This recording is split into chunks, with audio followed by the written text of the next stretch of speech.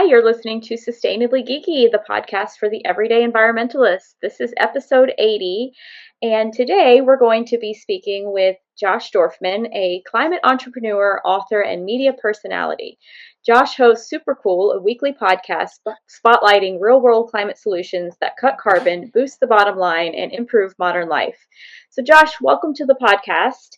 And I'm really excited to talk to you because I've been wanting to talk about a lot of what you cover on your show, which is all about kind of the advances we're making in the climate space and in a lot of ways how we can be hopeful about what's happening, because a lot of time all we hear is doom and gloom. So can you, I guess, start by walking us through your sustainability journey and how you came to work in climate communication? Sure. So, well, first of all, thank you for having me here, Jennifer. I'm excited to have a chance to speak with you.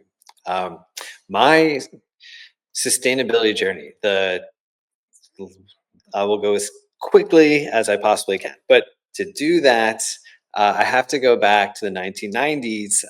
In 1995, I moved to Nanjing, China. I was teaching English on the university, thinking I was going to have a career in probably diplomacy, go work for the US State Department, Foreign Service, maybe CIA, but that was probably more just like a fantasy than anything else. And I wanted to learn the culture, wanted to really understand China. I thought that was going to be really, wasn't quite as obvious as it is today, how important that might be 25 years ago. But so anyway, I was there.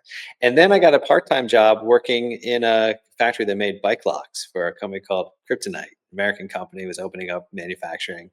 And I went to work for Kryptonite full time. We were opening factories around China, and I started thinking like, oh my gosh, what an incredible business opportunity! There's a billion people here riding bikes, but in short order, well, it took a couple of years, but in short order, I was like, wait a second, there's a billion people riding bikes here, but they actually all want cars.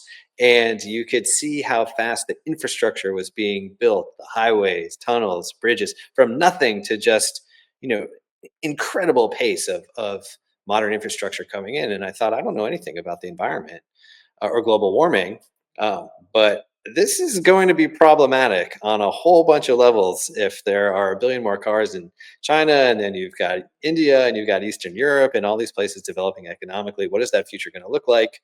Where's all the energy going to come from? And it really just was an insight I couldn't shake. And so it did lead me down this path to sustainability. I started my first company in 2004, which was a modern design, sustainable furniture company. I started thinking, how do I help consumers shop more sustainably? Well, maybe if I bring really great design, a beautiful aesthetic to products, maybe that's a great way to convince people that this is for them and make it easy. That led to my first TV show and radio show called The Lazy Environmentalist, where I just kind of expanded on that topic to try and help as many people, you know, lazy people as possible, go green in the easiest and the most delightful ways possible. And so that was my first foray into media and kind of communication. And then I went back into the business world and startup world where I feel, very comfortable. Prior to Supercool, I had started a company called Planted with two engineers from SpaceX. This was about 4 years ago.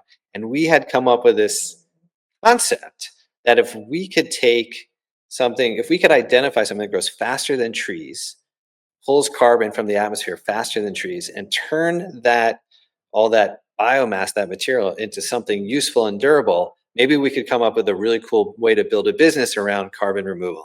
And so we did, and we do. We started this business where we grow this really fast growing grass, kind of like bamboo, grows 9 to 10 times faster than trees, and we're growing it here in America. And then we turn it into building materials like plywood or oriented strand board to lock away all that carbon. And with the SpaceX team, we built a factory that's entirely electric, no smokestacks. It's modular. You can put it almost in any warehouse in America, and we hope eventually the world.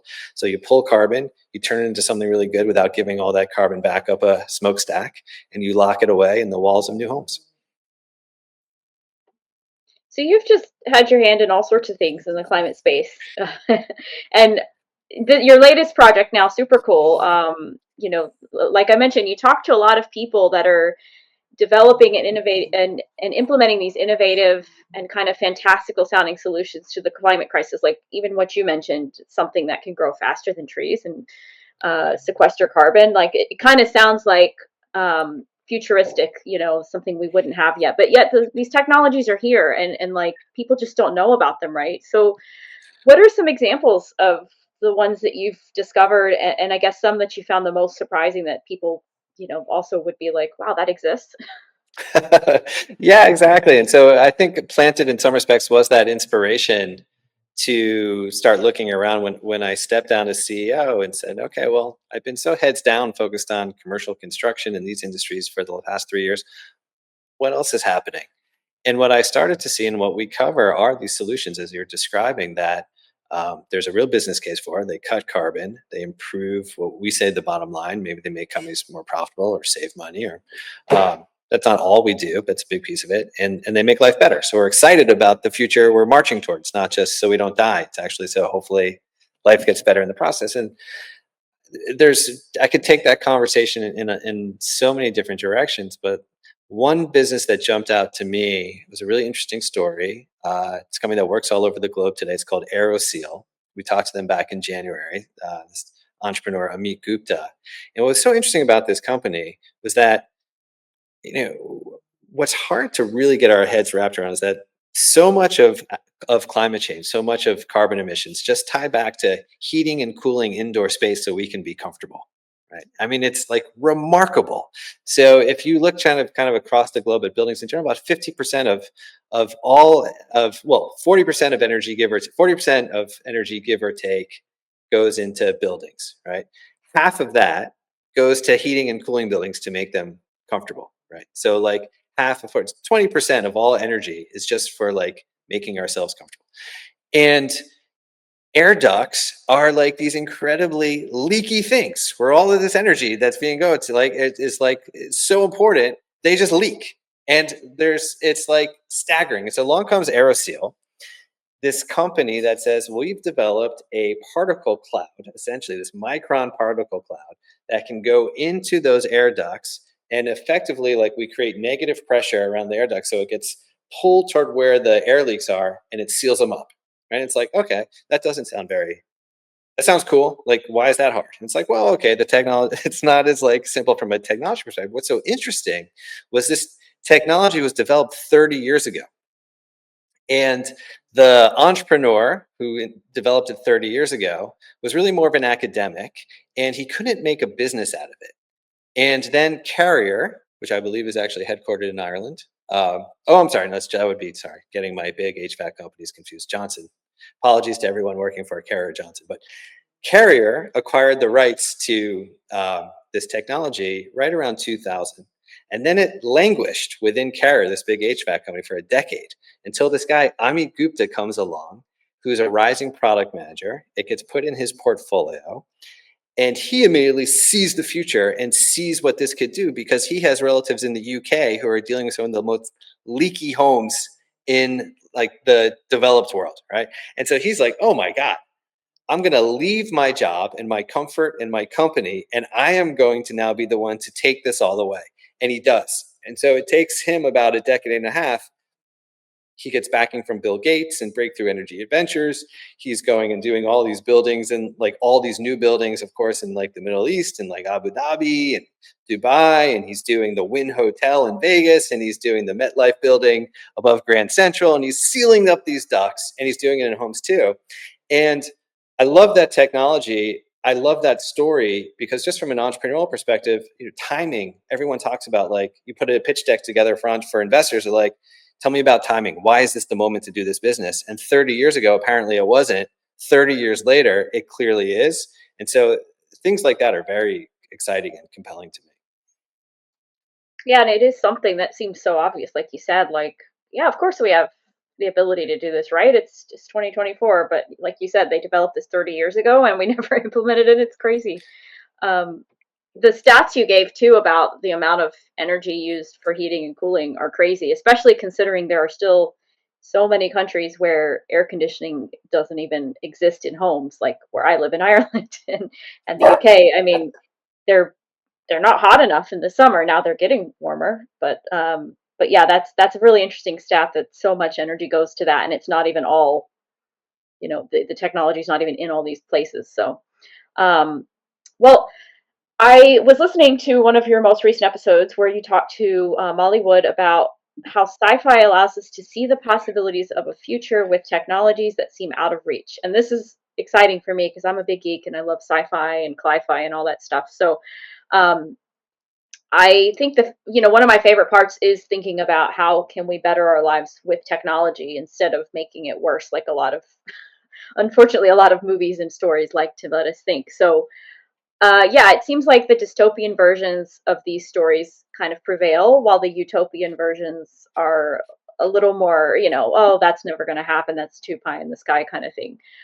So I guess my question is, how can we push these more positive narratives when people want this? People, yearn for this future, but we always seem to kind of be dragged towards some of the, I guess, more depressing dystopian narratives. Yeah, no, it's a fair point, and all I can do really is probably give some insight into why we take the approach we take. Because just like you're saying, I mean, this is really with super cool what I've set out to do, and and like when I had the lazy environmentalist was trying to reach people on a certain level about what they could do in their personal lives, and I think that's really important without having to work very hard. And there's a through line to super cool where we're trying to tell these stories, really, like, actually what we're trying to do is tell these like business case studies, right? Here's this cool business, here's how they do it, here's the solution. But we really like try and wrap that in a cool story and a cool narrative with great data to back it up. So and then the economics, because certainly at least over this side of the Atlantic, and I know in Ireland too, but we're probably the most capitalist society on the planet, so we have to talk economics to reach people. um, with that said, what one of the when we started putting together this, like, our investor deck for Supercool, you know I had this quote in there from the United Nations Communication Department. And the quote says, like, or the study that they came up with said the best way to reach people who tend to tune out is to talk about solutions. Well, okay. When you listen to how the United Nations talks about climate change, they're not really usually talking about solutions. Now that's understandable, right? They have the UN Intergovernmental Panel on Climate Change. They got a whole bunch of things they got to do to tell us what's going on, with the problem. But you don't hear a lot of talk around what they're also saying is like, hey, we should talk about solutions, and then they don't do it, right? And so we find that, like, the academic literature is pretty clear. You need to talk about solutions, otherwise people are going to tune out. They're tired, like they just don't want to pay attention. What we try to do with solutions, what I feel has the most resonance, probably because it has the most resonance with me, but I think from a communication perspective, like, is the most important, is to say, here is a solution that isn't this isn't a one day solution. This is a now solution. And not only is this is here, it's actually delivering results for climate, and it's making people's lives better, and there's some really interesting businesses getting built. Like, I just find that, to me, that's what I want to hear, that gives me the most, that makes me the most hopeful. And so if I can say to someone, and I have my skepticism, we brought on this company from Canada, from Montreal, called Brainbox AI. And I have been a skeptic that AI is going to be a positive force for solving climate change. I have felt, well, all these AI data centers, like, it's just we're using all this energy. And along comes this company, and the CEO, Sam Ramadori, and he says to me, he's like, Josh, look, I spent years working in private equity. And in private equity, we would go work on companies that were trying to just bring down energy consumption in, say, a factory or something. But if we could get 2 to 3%, um, off of like an HVAC system, or like that, we'd go make that investment like that, because we know at these really big numbers that's going to pay off. And then I meet this CTO who's telling me that he's got an AI capability that's going to drive down HVAC costs by 20 to 25%, no hardware needed. He's like, so I had to go home and explain to my wife, like, why I was now about to quit my comfy private equity job and go be the CEO of a technology for something that I don't know anything about, which he did. And so now Brainbox AI is in 15,000 buildings. And the AI can do, it taps into every, like, you have a big massive skyscraper, 4,000 components of valves and whatever stuff connected to an HVAC system controlling heating, cooling. So it talks to all of those in real time, tells them what to do, and it tells them what to do based on, like, the angle of the sun, the wind speed, the temperature in 4 hours, the utility rates, how much carbon is on the grid right now, how much renewable energy is being used. And what he said to me is like, we can predict in 99% accuracy who's going to be in a physical space 6 hours from now through AI. So we know that if it's going to be warmer later, we should start slowly cooling that space now, so we don't have to spike the AC when everybody comes in, and that's where the cost comes up, right? And so you just start thinking like, oh my God, like the future is actually here. All these buildings are getting an AI brain to actually learn their way to being way more energy efficient, and the people are way more comfortable in those spaces as a result. That's hard to like, how do you not get excited about that? Like that's just like that is the future, right? And it's actually working for us, not against us in sort of a dystopian, kind of way. Yeah, I definitely hear what you're saying about talk about the solutions. That's what gives people hope. But then a lot of times you know the solutions are there and the will to implement them isn't. So we know what we need to do to fix climate change, biodiversity, all these things, like we know pretty much what to do, but when you get an administration or people in charge of companies or states or whatever that don't do them, that's when it becomes a little easier to slip into hopelessness, I think. And I guess that's where our work comes in, is to trying to educate people. And Well, if I, again, I fully hear you and recognize the challenge. I mean, I certainly recognize the challenge, and I think that I don't know how else to do it, but just like you, but to keep communicating, and sometimes, you know, I think it's also trying to frame things in a way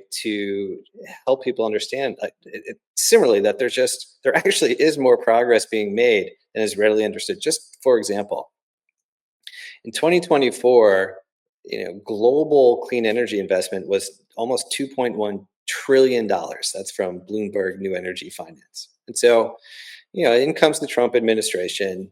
People get anxious. Things are being rolled back. It's upsetting. So with $2.1 trillion invested, and you start saying, okay, well, we have a new administration in the U.S. They're rolling back some of these incentives. Some of like this is going to curtail progress. Yes, when you look at that $2.1 trillion of that investment in 2024, 338 billion was in the U.S., 16%. So the world is clearly not waiting for America's permission to continue to invest at historic rates in solar, wind, grid storage, electric vehicles.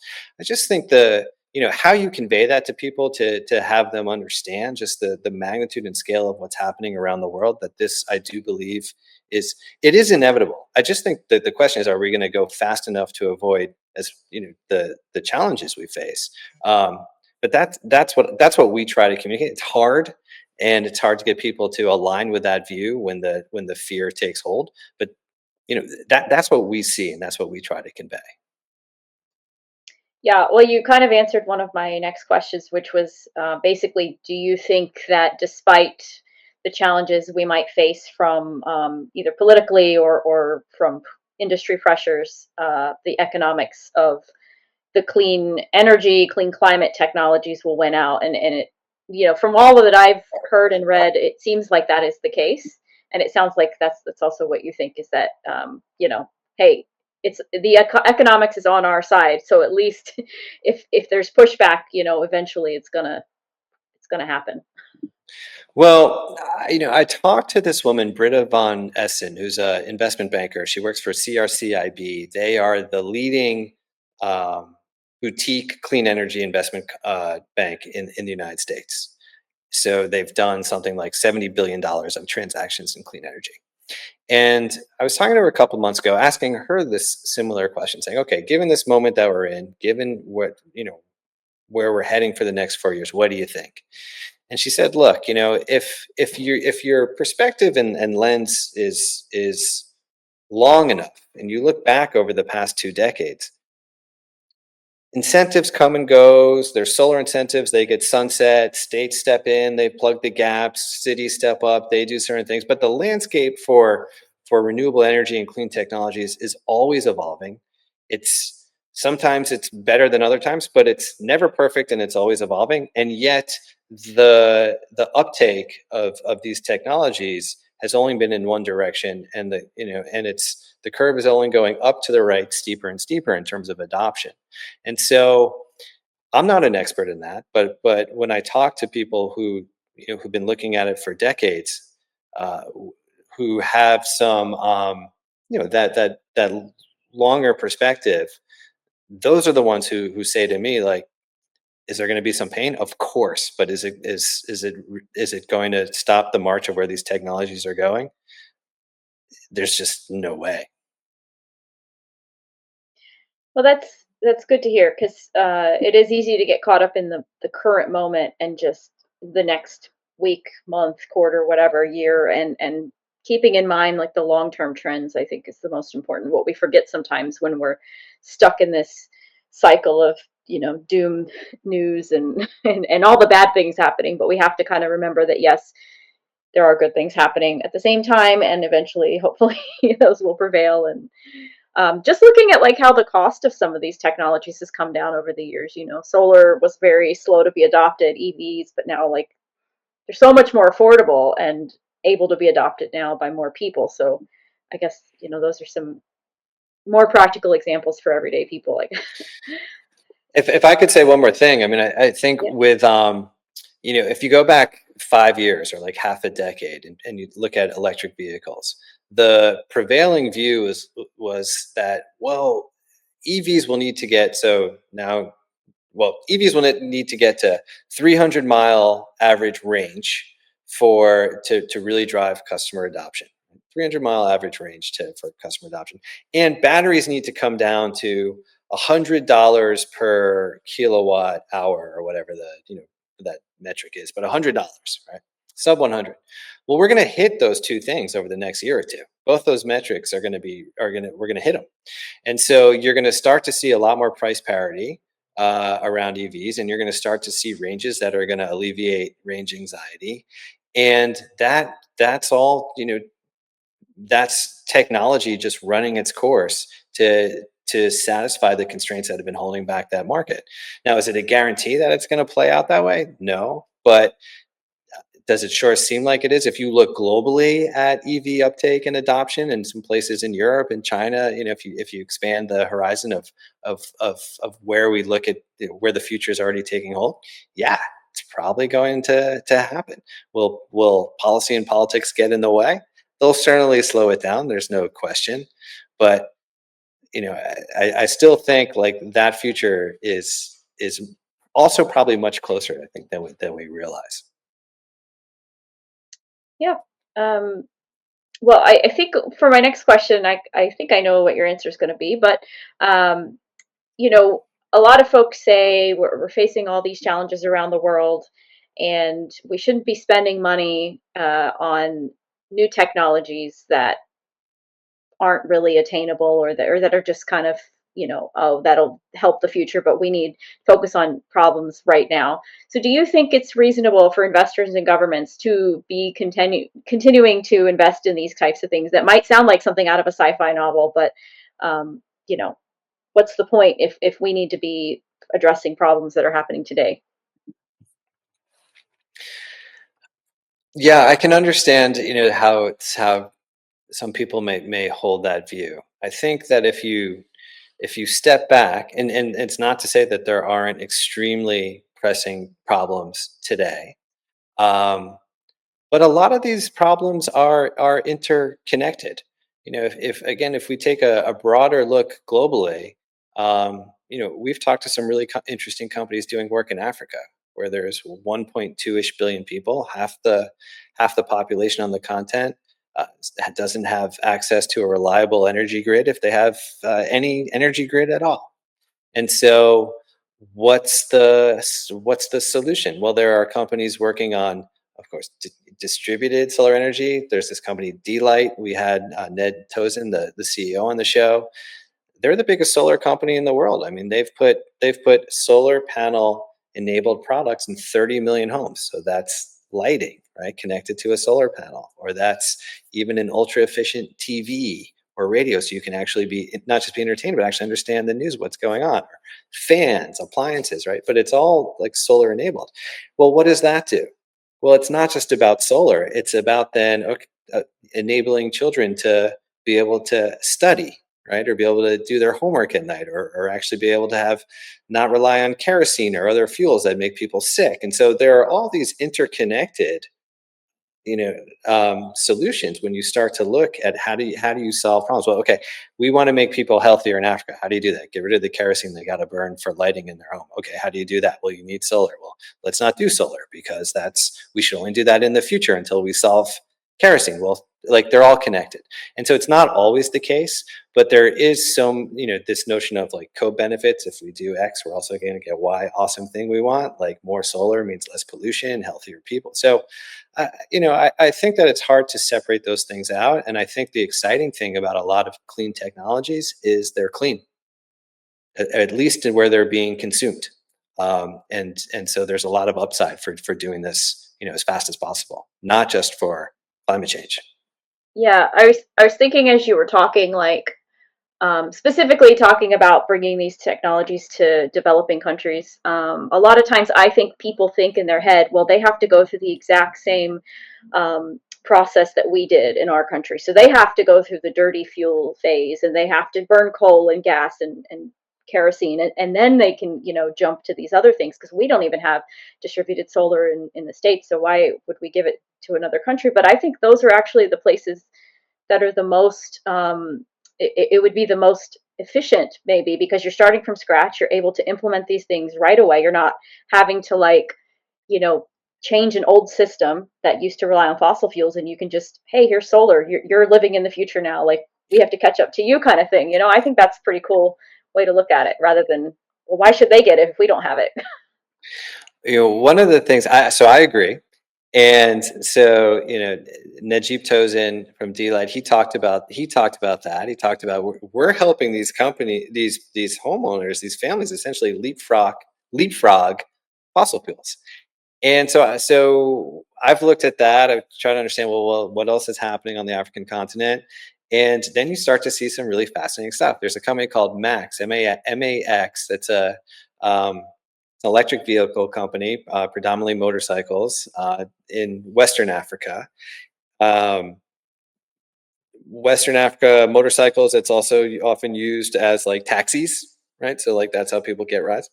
And so Max develops these like low cost electric vehicles with like a lease to own model, so people can actually own them. And then people can actually build little businesses around them as like a taxi service. And they set up drop off pickup stations for batteries kind of along major corridors, so you don't have to slow down to charge this thing. And then they went and partnered with a company called Energy City, that builds solar mini grids also in West Africa, Sierra Leone, some other countries, to bring power to places that don't have power. And the partnership between Energy City and Max is now you can actually charge your electric motorcycle on the solar mini grid, right? So now you really are living in the low carbon future, uh, in a very exciting way. And I don't think it's a question of like, again, it's like, why should they get this or we get that? It's like, entrepreneurs solve problems out of necessity. And in fact, in this case, out of urgency.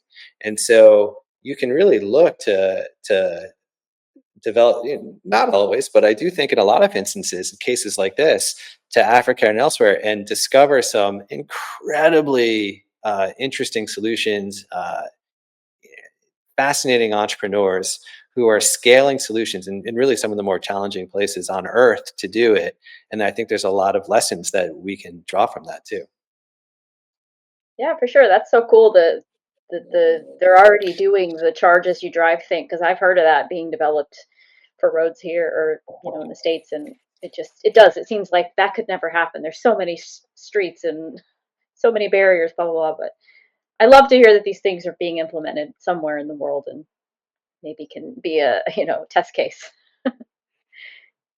Going back to the question about whether we should be investing in things that seem silly or outlandish, I will say, like, a lot of the technologies we have that we take for granted today came out of things that 40, 50 years ago we were investing in, and for like the space program, for instance, and it ended up being more useful to us down here on Earth. So I think remembering that, like, a lot of times we think we're going to be going to the moon or using it on Mars or whatever, and then realizing, oh wait, this has an application at home. We can actually, I think, plastic unfortunately was one of those inventions, but yeah, just remembering, like, it's not all for the future. Like sometimes we can discover things accidentally or on purpose when we're trying to do a big scary thing down the road. So um, well, speaking of solutions, how can, in your opinion, the average person help to encourage the development of some of these novel solutions to environmental problems, even if they don't work in these fields? Well, I think there's a number of ways. One of the things that I have been surprised about as we've looked now, even from a more of a business to business lens with Supercool than say when years ago with Lazy Environmentalist, is we see within companies employees who are saying these are my values. I want to do something about this, and that actually eventually becoming integrated into how the company operates. Example is Microsoft. So there were teams within Microsoft who really felt that there should be a sustainable design lens placed over software to understand, are we developing software in the most energy efficient way possible, and there's a footprint tied to um, uh, to the compute power of software, as we increasingly are realizing because of data centers, right? But how do we do this in the most efficient way possible from an energy standpoint? And that got kind of codified within Microsoft from an employee led, something that was employee led because this was important to them. And so I do think that within companies today, there is a way for people wherever you are to begin to advocate and align what you want to accomplish. These are your values and move your employer. I think that's one way to do it. I think that, you know, this is really top of mind. Well, and I'm wondering about it a lot. Like, with people saying they're selling their Teslas, right? Or because they're upset with Elon Musk I think for understandable reasons, but they're taking action to actually sell their cars, right? And so the question is, like, what power do you have as a do you have power as a consumer? Does that matter? And my view is I think that some, but I still think that at the end of the day, and I hate using that phrase, but I do think that the most fundamental thing that still we all need to do is act as citizens and try to influence our elected officials and help them understand what we want and what we don't want. Um, because these are systemic challenges, right? Like, so I think we have to try to how do we develop that sense of agency to go participate as citizens in these conversations? I just think that's so important to be active and engaged in that way and have your voice heard, because ultimately it's the policies that drive in many instances the economic innovation often follows the policies, right, that are setting up the market to ask for certain kinds of solutions, like in New York, where now building codes are becoming stricter. You're going to have to build more efficient buildings, so new technologies will be implemented and rolled up, and new companies are going to win, and it's going to be very exciting. Well, that's because, like, the policy, the framework's changing. So I think those are really important places where people can make it. I think people can have way more impact than they realize if they engage in the political process as active citizens. Yeah, it's an intimidating prospect, but definitely worth repeating. And that's kind of the advice I hear on every podcast and article and interview is just, tell your elected officials what you think, what you want. Pick up the phone. I Get them mean, to the really, beat. like, pick up the phone to try it. Yeah, yeah, Yeah, I do, because I do think that I mean, it's an all-in thing, right? Like, if we're going to solve this civilizational um, challenge that we face, it's everything. It's activism, it's citizen engagement, it's you know business innovation. It's an all of the above approach. I just think there's no way around it, and I don't think we have to silo ourselves and be like, I'm an activist, I'm a business person, I'm a political. It's like, no, like, you're a human, Mhm. and these are all the places to go engage and try and affect change. If some feel more comfortable, great, go in that direction, right? Play in your lane if that's where you feel it. But they're available to all of us, and I think that we should be open to engaging in them. You know, if it feels like it aligns with our values of the change that we want to see. Mhm. Yeah, for sure. Well, Josh, we've covered a lot, and do you have anything else you'd want to talk about that maybe we didn't talk or didn't bring up or? Well, I mean, I love this conversation. So, I can talk about this endlessly. I think that I do really believe that, from my view, we have entered a new era of just in this how we're contending with climate and the progress that's being made. I probably goes back to how we started this conversation, Jennifer, because I do think it's it can be hard to see, and it can be easy to get wrapped up for understandable reasons in the it's not just noise, but a lot of the things we're contending with now that are, adverse, that are challenging, and maybe moving us what feels like in the wrong direction.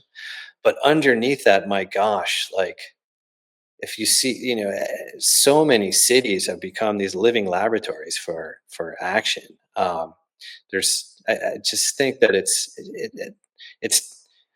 it's almost like choose your own adventure, right? You can be like, I'm choosing the path of, like, oh, this is like the coolest thing I've, this is incredible, or like, this is doom and gloom. And it probably comes back to where we started. But I think the last thing that I would say is, like, I'm seeing innovation. So on the purely, like, hey, I just invented this new technology. Great, let's talk about it. We're seeing innovation in terms of networks, of how cities learn from each other and organizations learn to spread ideas as fast as possible around the world. Big ones like C40. We're seeing ones like, I just came across. There's a network in Minnesota that connects cities in Minnesota and small towns to counterparts in Germany to go learn from their counterparts. And you hear of, like, these little towns like Morris, Minnesota, which is conservative and rural, and putting now, like, solar on their liquor store to, like, chill the beer by the sun, and they all love it. And they're learning all these things from counterparts in Germany, and now going really fast. And so, I think there's the innovation is on a connection level. The innovation is on, like, how we build new technologies. Innovation, how we build coalitions to make change happen. Big, hard, tough change, like, push that stuff through over years and years and years. So I guess that's kind of my sort of final takeaway. I think that there's lots of champions, lots of excitement, and there's a lot to learn by people who are really getting it done right now. Yeah, and I have to say, this conversation could not have come at a better time for me because I think, like a lot of people around the world, but in the US especially, we're kind of despairing about the future of climate progress and future of a lot of things in the country, but especially like what's our planet going to be like in the next few years? Like, if we're pulling back on a lot of these investments, is the IRA going to be, viable? Are they going to honor the things that they put in that and other things? So talking to people like you who are talking to people in the industries doing this work and learning about the technologies being implemented, but also just kind of not just technology, but just like the mindset of, we've got this, we know what to do. The economics are on our side, the people are on our side, etc. And remembering that, like, the last time this happened, we pulled out of Paris, cities stepped up and schools stepped up and did things together, like you said, and kind of came together. So I hopefully this is encouraging to other folks as well, because I know I can get in the tunnel of, like, it's all going to end, doom and gloom kind of thing, and it's easy to spiral like that. So it's nice having the new perspective, to re-steer us, I guess. Um, so on that note, do you have any resources you'd share with our listeners that want to learn more about this? Books, podcasts, documentaries, anything that you suggest folks look into? Well, so I did mention this, so maybe I'll give a couple of plugs. So this story about Morris, Minnesota, there, for people who are really geeky into policy, there is this podcast called City Climate Corner, which does look at like what's happening in with innovation in small and medium sized cities, but and it's often through a policy lens. It I love it. I just find it super fascinating to find out and incredibly inspiring. Right, I think one of the things that's most inspiring to me, probably why I gravitate toward the stories that they tell. Trying to think like which other just like really nerdy geeky podcasts that I go down these rabbit holes with. I'm kind of into like um, green roofs right now, so I'm listening to some like really nerdy green roof podcasts because I think it's just so cool. But um, when you find these stories or this progress in places where you really don't expect it, it's unexpected. There's just also, I think, something like incredibly relatable about that for me. I think to others, where it's like, wow, if they could do this in like Morris, Minnesota, not to disparage more, or like Lincoln, Nebraska, or like wherever like, why can't we do that, right? Like, I live here in Surfside Beach, South Carolina, right on the coast. I wouldn't label it the most progressive place. Uh, well, maybe I'll just period. I wouldn't label it, but we have more net zero energy schools than anywhere else in the country. And as I keep trying to figure out, like, well, why? Why do we have all these modern schools that like don't use any fossil fuels? They got geothermal and something. It's because there was like one board member who was like, I want that, and we're going to build some new schools, so we're doing them all net zero. Now, if you can do that where I am, like 20 minutes south of Myrtle Beach in South Carolina, I promise you it could be done anywhere. There's no question. And so, anyway, I guess that's really all comes back to a plug for like City Climate Corner. There's a trade association for green roofs that puts out this really cool podcast to go deep into that industry, which is really fascinating. Yeah, so I don't know. I tend to gravitate more to those than like big giant books by like famous people telling us like that we can solve stuff. Like that doesn't really move me as much as I'm kind of in it with the little guy. I want to know. Want to know what's going on and a little bit off the beaten path. Yeah, and well, speaking of podcasts that give good stories about things happening in places you wouldn't expect sometimes, going back to one of your previous guests, Molly Wood does How We Survive, and a lot of her work, anyways. But that one I found really interesting because she goes. They did a whole series on defense their last season, and talking about how the defense industry is, of all people, like like you speaking of people you wouldn't expect it to come from, is trying to decarbonize and realizes the threat of these things. So that was, of course, a previous administration. So we'll see what happens going forward. But a lot of people in that space are aware of it, and it's just a matter of highlighting these stories, I guess, and finding them. So um, Hopefully, yeah, right. That's yeah, that's what we're latching on to. yes, exactly. And I guess we'll move on to our green life hacks portion of the show where we talk about something that our listeners can do to live more sustainably. So, Josh, would you like to start us out? Sure. So one thing that I've um, found really awesome of late, and I know they have customers both in the US and I think now even in some other countries, Climate First Bank. So Mm. is a bank that's been around for 3 years. They just got to over $1 billion in assets, so growing pretty fast. And so the one of the big things that, and this is not an original idea for me, but what's often talked about is, where you bank can make a difference because most of the banks are still underwriting the fossil fuel industry. Right?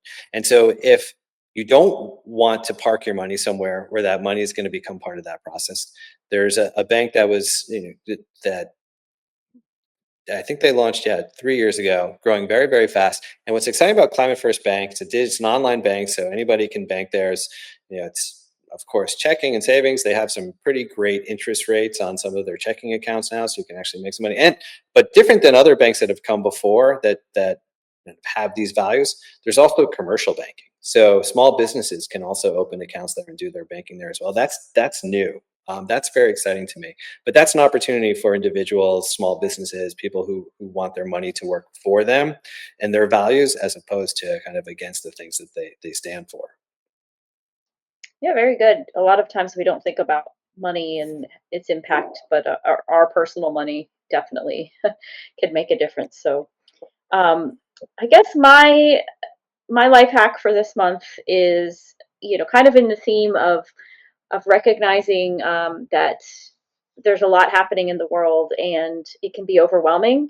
And me personally, I tend to get sucked down a news rabbit hole, and all I consume is news, or current events and things happening, and it can just drain me. So the other day, I turned off my podcast and just put music on for the first time in I don't even know how many months. Like, it was such a revelation because I was just like, oh wow, I like music, and I feel more relaxed, and this is nice. It's I don't have to have information coming into my brain at all every minute of the day. So it sounds like a simple thing, but if you're feeling like that, you're feeling overwhelmed, and you can't take one more bad news story. Um, Find something that you enjoy that maybe you forgot you enjoyed or you haven't done in a while. Read a book, go for a walk, listen to music. I don't know, but that's my life hack. Is just kind of reconnect with something that's not gonna drain your soul for a few hours or so. Can I comment on that for a second? Yeah, absolutely. So on Saturday, I've got three. So I have three kids, 14, 13, and 10. And I'm here Saturday afternoon, and we're just hanging out. And for some reason, my wife's like, put on some music, and I do what you do, right? I'm just like, scrolling. And so we just like had this like Weezer like dance party, or just like we were rocking out to Weezer because that's our generation. And of course, my kids were just like, "What is this junk?" But we were just like cranking it way up, and yeah, it was very uplifting. It Yeah, was a they were great like, "You're evening. so cringe." Oh my god. Yeah, But completely that's awesome though. Yeah, just an impromptu dance party. I love it. rocking Um, out, man. yeah, so just do what you got to do to take your mind off of things, and I know it might feel like no, we can't spare one single minute, but trust me, it's if you walk away from something, come back to it, you feel more refreshed and a little more energized, ready to tackle whatever it is, whether it's this or a paper or something you're doing at work. Just take a break. Um, well, Josh, thank you so much for coming on the show and sharing your insight and optimism with us. Where can we find you online?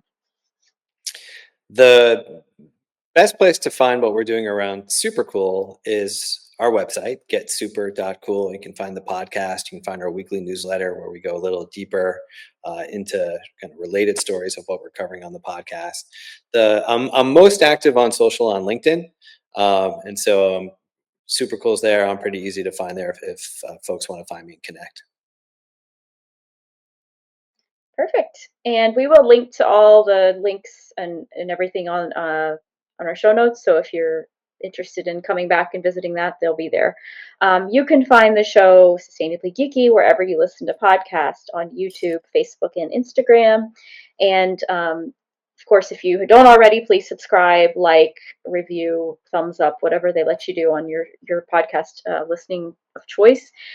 You can also find us on Buy Me a Coffee. So if you're interested in supporting the show, please look us up there and uh, buy us a plant or whatever you're able to do.